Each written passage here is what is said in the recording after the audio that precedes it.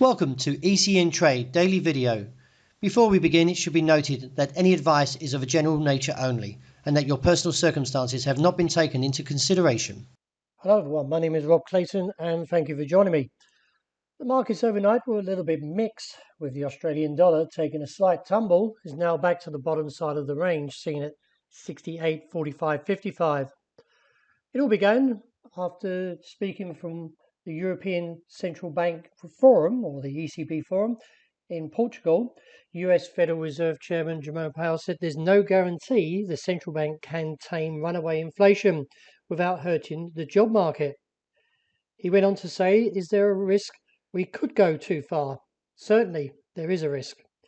He went on to add that the bigger mistake to make, let's put it that way, will be to fail to restore price stability. Meanwhile, the dollar index, which measures the greenback strength against a basket of 6 major currencies, is relatively flat at 104.2030.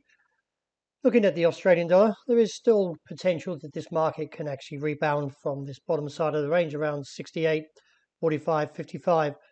And the reason behind that is the technical aspect. Is MACD is still looking relatively in a good position to break higher, and along with that, so is the RSI. So I feel the bulls should continue to defend this bottom side of the range, eventually see a rebound back towards the 69-cent handle and maybe on towards 69.5.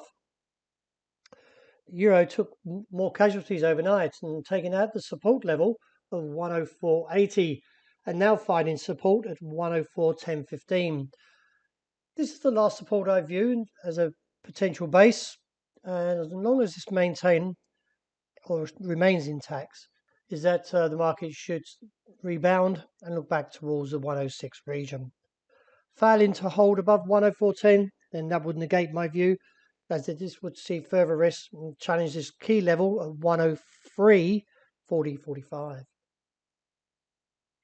Dollar yen still maintains on this sort of short-term uptrend, and as it climbs higher, as I mentioned yesterday, we could still see a potential blow-off top before any reversal.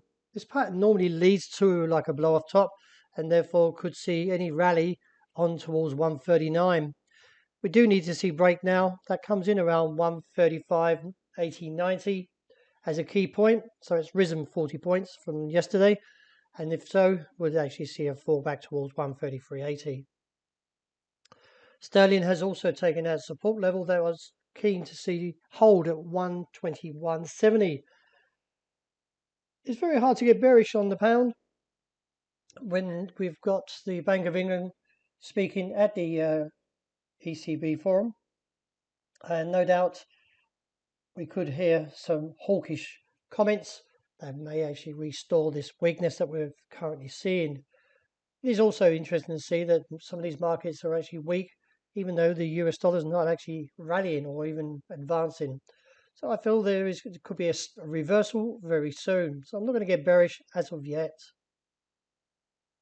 Looks like the sterling CAD has potential to settle towards that bottom side, somewhere around 155.60. In light of his recent fall, the market can potentially snap back up to the upside. There is very much large candles in play here that could be repeated, and therefore stay on your guard if you're looking from the bull trade, as this opportunity may come back into play once again. Gold market attempted to take that challenge to that top side and was rejected around 1,830, and still looking very much on track to get to the region of 1,800.01.04 and reassess from there. A very interesting price action for oil as the market rallied all the way back towards that top side. Didn't quite get to its objective that I felt could be around 114, but has ended posting a bearish outside range day.